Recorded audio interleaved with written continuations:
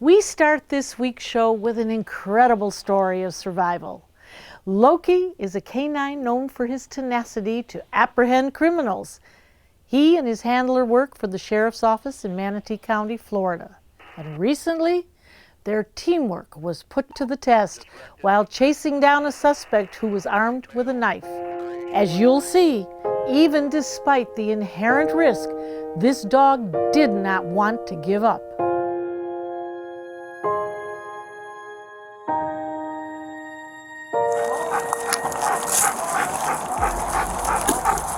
K-9 Loki is a Belgian Malinois. He's currently 8, his birthday's in April. On the smaller side, he's about 60 pounds, but very good dog. CJ! Christopher Darling! Sheriff's Office K-9, I need you to answer me now! Last chance, let's go! So we had a violent criminal in a stolen vehicle. He took us on a vehicle pursuit. He's going off-road just north of 38th. He's going off-road just north of 38th. Lasted a pretty good while. He ended up getting out of the vehicle and running into a house that was not his. Just wrecked into the fence. White male, gray shorts, gray shirt, running eastbound. He broke into that house, basically barricaded himself inside the house, and ultimately Deputy Wolfinger and K-9 Loki, along with some other deputies, went in to go make the arrest. Experience plays a big part in it. We need certain information to affect that arrest.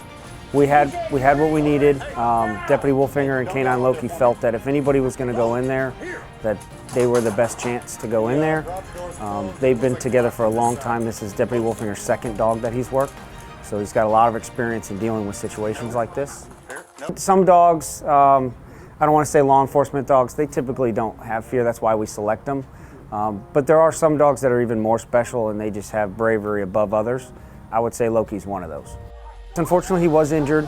The particular person that was going to jail, I think Loki scared him and it caused an injury there. Did not scare Loki at all. He never stopped. He kept trying to go. It was up to Deputy Wolfinger at that point to make sure that there was no further injury to the dog. Here. We definitely get concerned, and it's hard for us to say that we get angry.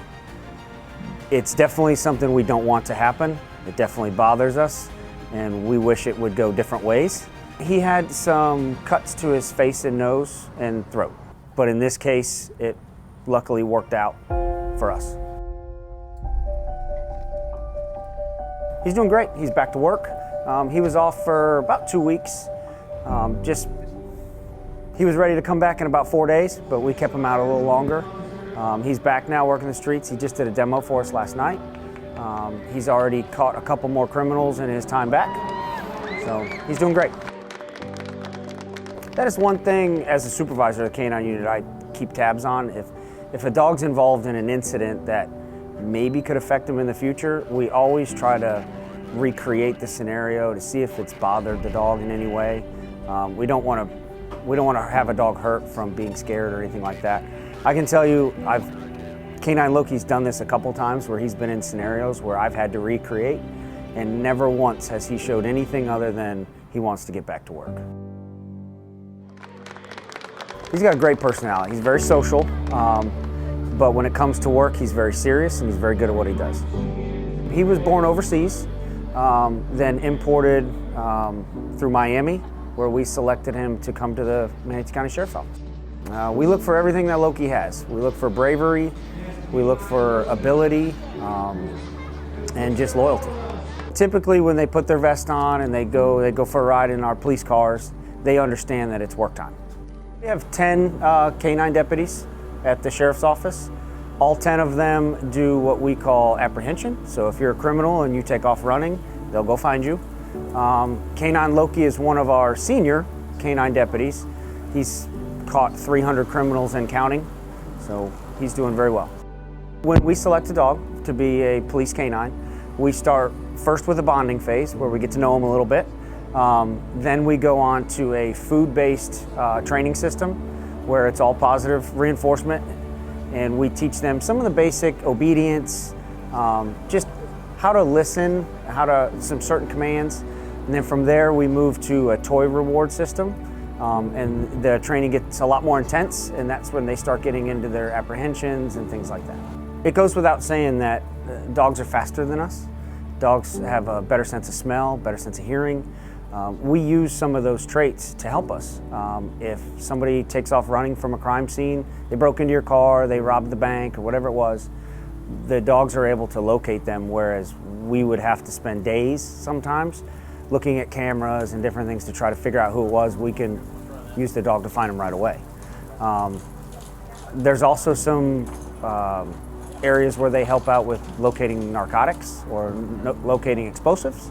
Those are some areas where they do well. One of the analogies I use to help people understand how strong a dog's nose is, if you have a semi-truck full of oranges, and every orange in there is a good orange, one that you would eat, one that I would eat, but there's one rotten one. The dog can smell the one rotten one. We spend a lot of time with these dogs, so just in the basic training, you're talking hundreds of hours that we spend with them, teaching them what we want them to do and how to be our partner. From there, it grows into a trust, and we spend a minimum of 14 hours a day with these dogs. They live with us at home. Sometimes we spend just as much time with these dogs as we do with our family. Animal Outtakes is produced by Dante's Den Foundation, a nonprofit group dedicated to creating the best life for dogs. If you would like to learn more about Dante's Den, donate, or volunteer, visit our website, dantesden.org.